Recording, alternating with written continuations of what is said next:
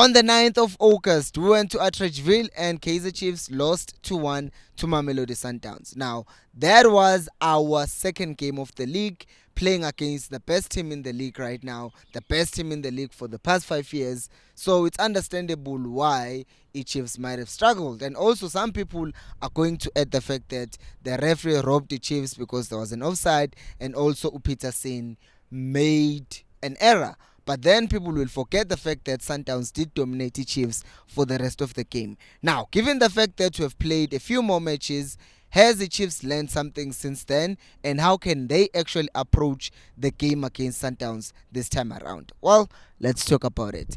Hello and welcome to Kosi Nation Fan TV. I am Pilo, I am your host, and this is where fans meet and talk about Kaizer Chiefs. Amakosi Football Club. Kaizer Chiefs just won 2 back-to-back matches, and the fans are excited, and the fans are calling for Sundowns. And now we've got Sundowns. We're playing against them. And what makes this situation even better, or even kind of trickier, is the fact that Chiefs are playing home, and in the MTN 8 semi-finals, or in the MTN 8, the MTN 8 semi-finals, you play 2 legs, and if Chiefs draws tomorrow's game, and they go to Pretoria and they draw by 1-1, and after tomorrow's game, let's say they draw 0-0, then they can advance. However, that's not really a thing that you can put all your hopes on. So the best thing for Chiefs to do would be to win the game tomorrow and take the advantage into the second leg, which would kind of make it Chiefs go to the second game not being under pressure, knowing Guti now whenever Sundowns make a mistake, a goal that we score will be basically killing the game off. But how can Chiefs even achieve that, looking at how Sundowns is playing and looking at all the comments that people have been making about how unhappy they are with how Chiefs is playing? Well, it's simple. For Chiefs to win this game, they need 2 things. Two simple things. The first one is discipline, and the second one is being effective. What am I talking about when I talk about discipline? When we talk about tomorrow's game, we know each Chiefs played against TS Galaxy. They had a bad or a less ball position than TS Galaxy. TS Galaxy of all teams played against Amazulu. Ball position here, it was not great. You played against Stellenbosch. They also dominated the Chiefs. Now we're going to play against Sundowns, the ones who keep the ball. So don't worry about the ball. That's the simplest thing, because it's clear Uguti, keeping the ball, having the ball does not seem to be our strongest suit. And I know people are going to say, Mpilo, but now you're encouraging Ntsegi to be defensive. He's already defensive. We know Uguti Ntsegi is not like that coach who's always attacking. But what he seems to have focused on so far this season is trying to make sure that the team is defensively solid, which I will give to him, Muguti. If you can see that the coach is improving certain areas in the pitch, then I focus in improving those things. Maybe his next step will then be moving to the midfield and then to the forwards. I'm trying to be positive here. I don't want to be a negative Nancy. So Ntsegi then should go back and double down on focusing on instilling a discipline ebadlalini bethu ukuthi we keep our shape, we don't press the Sundowns high, because there is that hlupho la kwaMaseko ngale on the right, who's going to try on the left Sundowns, but on the right Chiefs, who's going to be running it to Solomon Frosler or Solomons, depending on who he starts. Maybe it's going to start to Quinik again at right back, which is going to be another problem, because Frosler dealt with Masego really well last time. But once again, Ukwinika is also solid defensively. So this is one of those games where I would say if he does play Ukwinika, as much as I say Guti going forward, it doesn't give us much, I wouldn't complain, because he has kind of played him in the last 2 games, and we are going to need to be more defensively sound, especially in this game. So playing Ukwinika there, I won't complain, because defensively ukhona vele. So akamdlalise if efuna ukumdlalisa. So we have a disciplined person also hlala lapha, Akatu Masego the entire game. If edlalisa uFrosler on the left, great, because uFrosler going forward also helps us if we overlap on that side. La Eswini vele we've established and we have seen. Can I just make an observation, something that I said and that I've been noticing about Chiefs? Uguti, we are using our midfielders not as creators. Well, the 2 of them in any case, because a lot of us have been complaining about how he's playing with Castillo Nomat, and actually between the two of them, you don't know who's a defensive midfielder and who is a box to box. It's more like bayashintshana. One time Kambo Munye, the other time Kambo Munye, but you end up not seeing what is happening. But what he did against Sundowns was interesting. The other time wasn't interesting.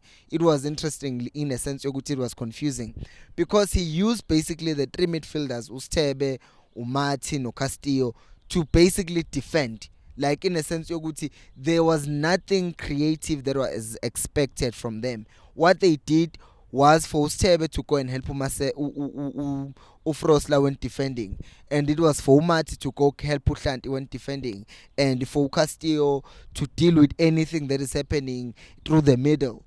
And in that way, there was nothing creative that was expected from them. Yes, Vele Ama midfielders, they do help white players with marking, but it seemed like that's all that was expected from our players, Uguti, the midfielders, Uguti, they were expected to defend. And I think that's just the thing that he's doing.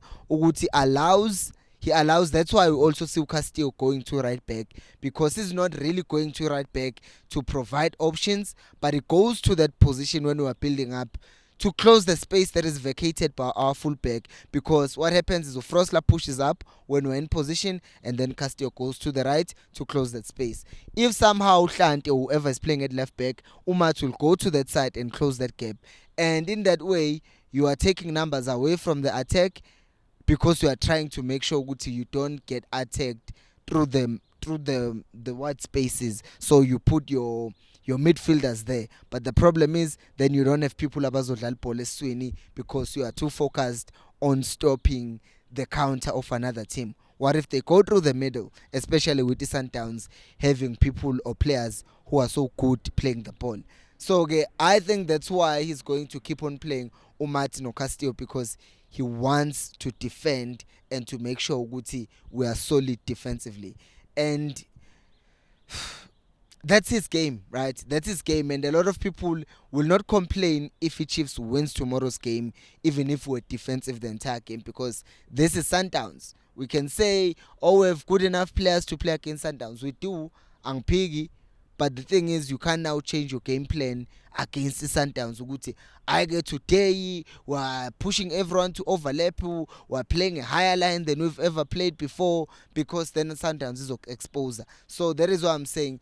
Unseg at this point, he should just say, I'm going to play my game, and then when the game here Royal M comes on the 16th, then we go back to playing the football that we want to play, which I don't think that's the football that Unseg wants to play, because as we have established, he's kind of a defensive coach. The interesting selection would be Uguti. Who is he going to play as a 10? Because I've seen something about Unseg Uguti. Usamkelo Zwane and Umtu were the players who were being introduced mainly last season. But what I see with him is that even in the game Sundowns the other time, the player he brought on was Usabelo Hadeb. And Umatlo, he brought him on. Kumazulu also brought him on in Cape Town. And it seems like Osamkelo Zwane, he does think about them, but after he has thought about Umatlo Kala. And I'm wondering, Uguti, is he going to fold? Because Umtanzane has not played well in the previous two games. He did get an assist in the previous one, but he has not performed at the level that we think he can perform at. So I think that's kind of one of the problems, or one of the decisions that he's going to have to make, because what do you do? Last time he played at that defensive midfielder. This time around, what is he going to do? Because if you think about it, if he brings on a player like, let's say, Umatlo, he brings on a player who has a body, who's physical. Well, supposed to be, but I haven't seen him being physical. Or if he brings on Usamgelo, another body, a player who's a bit bigger, who's not going to be bullied by midfield Sundowns, because what we do know is that Utebu Homkwena doesn't play around. He's a rough player and he tries to bully the players that he's playing with.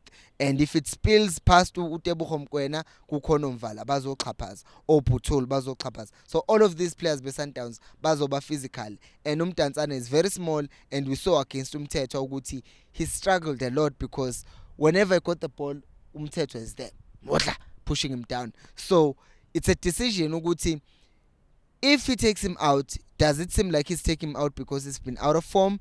Or if you take him out, will he explain good? No, it's because physically Sundowns are going to be very strong, and we need to approach the game in a sense that as much as we have two defensive midfielders already, we're adding someone else who, although is coming in as an offensive player, is also going, in fact, he's coming in as an offensive player who won't be bullied by Sundowns. Because one of the big things about the Sundowns and how they are playing right now, I said it on yesterday's video when I was analyzing the Stellenbosch game, Uguti, people are referring to Sundowns as a dirty team.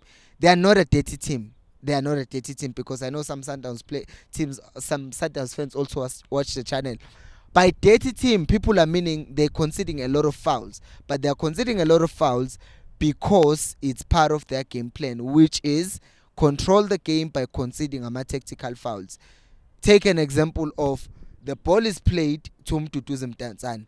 He turns, and he turns not Mkwena, and he's gone. And Mkwena is realizing Guti, if I let Mtanzane go, he's gonna play that pass to Dupree. Dupree is going to run past to Putol because Dupree is faster, and it's gonna be 1v1 with the keeper, and he's going to score. This is happening in the half-year Chiefs. So if I foul him now, the referee won't notice Uguti it's a big deal because I'm fouling him in his own half and he hasn't even played the pass. So if I stop him, referee is just gonna charge the foul, the game is slowed down, the team here Sundowns comes back and they're organized, and in that way there's no longer danger in that situation. So that's how Sundowns is dirty, because they're stopping counters from the other teams by fouling teams in their own halves or before the final pass is played, and then the referees don't see Guti. This is actually stopping a goal scoring opportunity. So they end up not being booked, or if they are booked, it's just a yellow card, and then someone else will do the same thing, and then a lot of them get yellow cards and a lot of them concede fouls. But that's how they play. So knowing Guti that's gonna be tried, don't you think, Mtsegi, I'm just asking you, don't you think it would be better to play someone who's more physical? Because Kwaenum Shabalala, if they play him, he's also small. They will bully him. So that is why I'm thinking a player like Samgelo Zwane or a player like Umatlo, I'm only including Umatlo because I see Guti, he seems like he likes him. But personally, I would be bringing in a player who has that physical build on him. I know Gutu Samgelo Zwane, people are gonna say, but Impilo, once again you're bringing in another defensive player. But if I bring on Samgelo Zwane, I'm bringing in another player who's going to play, because he plays and is comfortable playing on the ball, and he can turn with the ball, and he can attack and go forward. But once again, he's a deep lying playmaker. But who is a better option in our bench? You're also going to need, once again I'm going to say this, a physical player. Nkosing Ngcobo is not that player. You get me? So this thing is that thing, Yoguti. Why did Arsenal go out and buy Declan Rice? They bought Declan Rice because of his size also. He's a very good defensive midfielder, but his size is also very valid. Look at the best teams in the world. The people that they are picking in midfield, they are always physical. They are always physical. If they are not that technically gifted, bazo compensate ngokuthi ba physical, and if they are marking someone and if they are with someone, there is something that they are going to make that person feel. The people that they are playing against are not just going to feel free. Because if you are a defensive team as well, or you are using your midfield as a defensive unit, then you better have athletic players.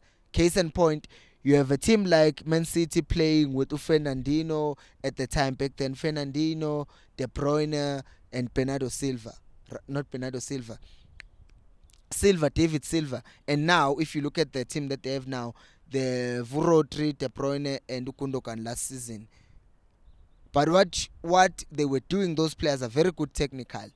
You went to Liverpool. You look at Liverpool, they had Henderson, not a very technical player. They had Fabinho, not a very technical player. He's okay, but comparison or Rodri is better than him. I'm a Liverpool fan, by the way, before you think I'm blaming Liverpool. I'm dissing Liverpool. And then you have Wijnaldum, another player who's not that technically gifted. But what they are, he is good, he's okay. But if you compare him to De Bruyne, he's nowhere near him. Henderson, compare him to Gundogan, nowhere near him. But what they are, they're athletic. They can cover ground. They can mark. They are physical. So that what they lack technically, they make up physically and athletically. So that's what I'm saying, Guti. If you are going to need discipline, you are going to need players who know how to do that. And once again, that's what becomes the issue with Umatlowu Nozwanu, which as much as they have a physicality that they bring into the game, but the defensive part, yeah, is still questionable. Which is why you might see the coach sticking with Umtansane, because it's something that he has tried and tested, and as such, he might keep them. So if you are following what I'm saying so far it looks like from the keeper into the midfield, I see the same team as Stellenbosch coming back. I'm kind of also giving the predicted starting 11 here, but I didn't say that in the intro. I'm noticing that now. Also, what I haven't asked is for you to subscribe to the channel and like the video so that more people can see this video. Up front, I also don't see the coach changing anything. This is where the second point comes in, being effective. Why do we need to be effective?